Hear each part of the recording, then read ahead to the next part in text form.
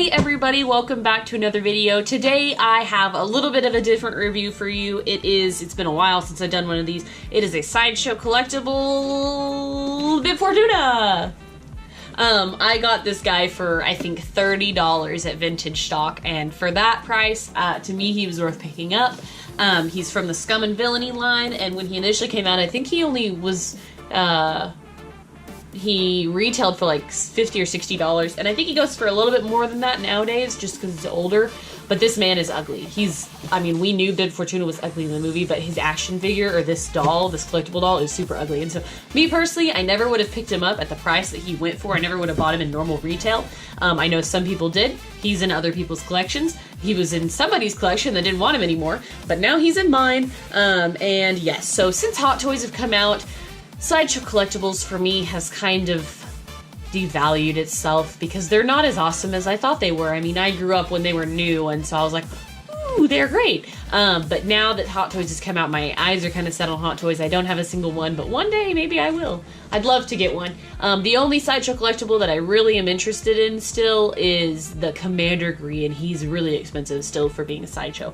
Basically, Sideshow is the old company. I don't think they're in business anymore, and now Hot Toys Collectibles, or maybe they were absorbed by them, but Hot Toys is the one that does the fancy 12-inch Star Wars, highly articulated, super detailed, posable, accessory dolls. But enough of that jibber jabber. Here is Salacious Crumb. Here is Bib Fortuna. He is a 1/6 scale figure. This is a real photo of the figure, as you can tell. They still hadn't really gotten the visual, like the printing, the image reel, as accurate as it could be. So it's okay, I'll say that. Here's a side picture of him. And then on the back, here is him with a pose you could put him in. Again, not the best figure to make a Sideshow collectible out of, but they did a bunch, so here he is. And then in the Scum and Villainy line, I think that you can also get Leia and Bush's Guy's Salacious Crumb Creature Pack, so he came with other crap too, and Jabba the Hutt. I don't even know if I'm in camera, but I've never seen this Jabba the Hutt, to be honest. Go you will to sideshowcollectibles.com.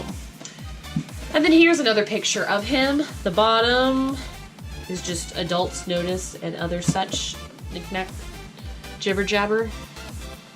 Here we are. And then it does have a magnet so that you can open it up. It gives you a huge bio about Bib Fortuna. This is not in multiple languages. This is all in English. So Sideshow Collectible was awesome about doing massive bios. And most of the figures, I think, came in like this foldable too thing where you have the figure here. Sorry for the glare, I'll get them out. But the glare, the box here, and then the accessory box here. And then there's more talk in the middle. What is it even in the middle? It's like, this one might be talking about Scum and Villainy, and this one is Bib Fortuna in the middle.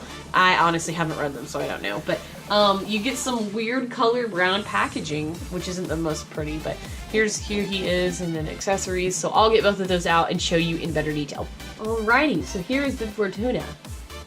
He smells super weird. This plastic that they used is like, oh, it's weird. Yeah.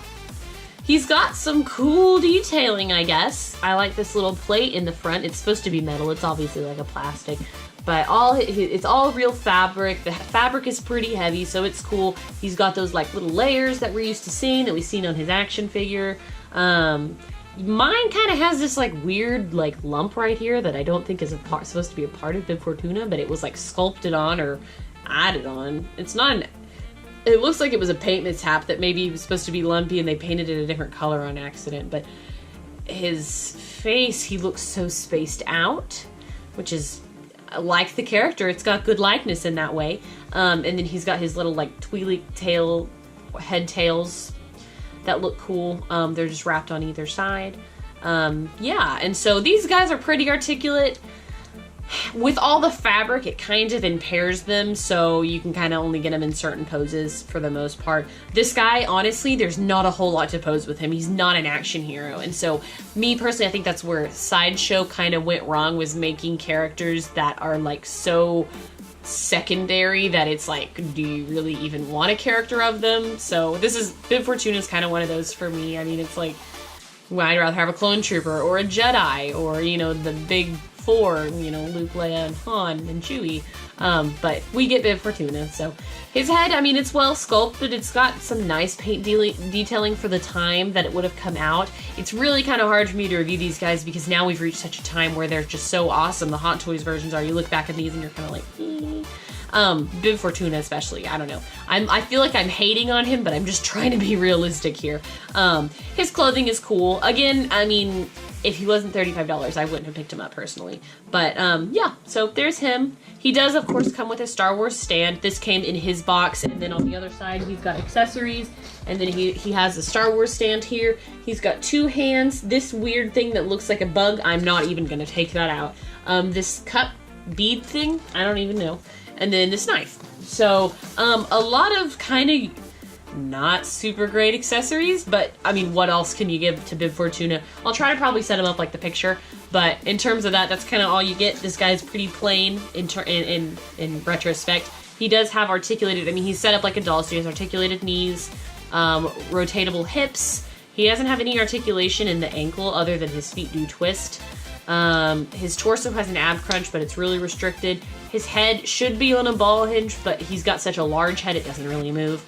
His shoulders have joints, his elbows have joints, and his wrists turn. So basically like the normal action figure poses is what you can get this guy into. But again, because of his robes and whatnot, he's going to be a little bit more difficult to pose. If you have Jabba the Hutt, he goes great with him. Other than that, you might put him in kind of the back corner of your Sideshow collection. I only have 4 Sideshows. This one makes the 5th. So I'm happy to have one to like add to that number. And I still think he's a great deal, personally. He's just really ugly, and I'm trying to come to terms with it.